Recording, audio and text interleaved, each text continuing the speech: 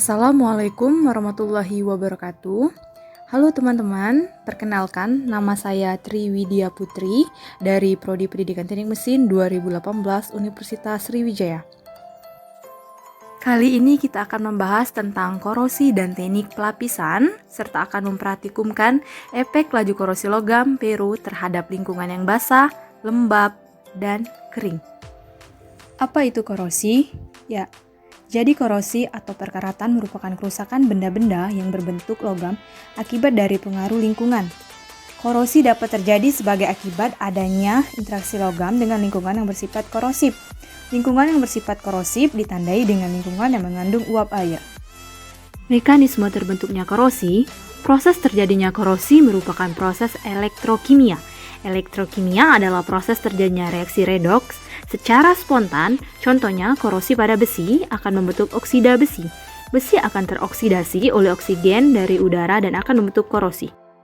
Selanjutnya, masuk ke faktor penyebab korosi pada besi. 1. Konsentrasi H2O dan O2, 2 pH. 3. Keberadaan elektrolit.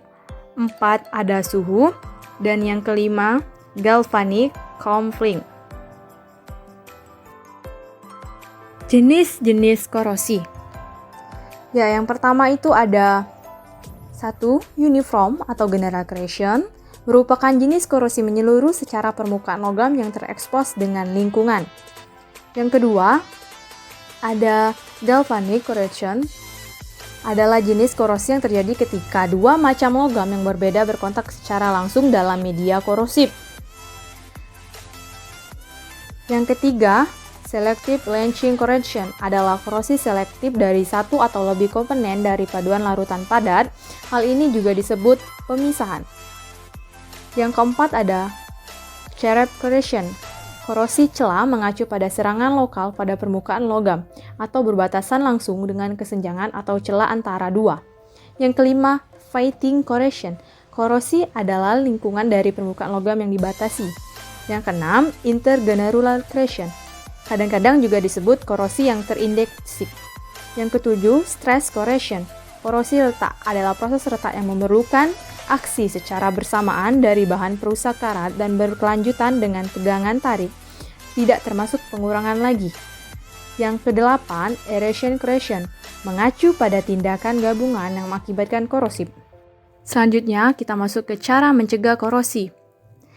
Yang pertama, pengecetan. Yang kedua, pelumuran oli atau gemuk. Yang ketiga, pembalutan dengan plastik. Yang keempat, thin plating. Yang kelima, pengorbanan anode. Yang keenam, galvanis. Selanjutnya kita masuk ke praktikum, percobaan efek laju korosi logam Peru terhadap lingkungan yang basah, lembab, dan kering. Di sini kita akan melakukan praktikum.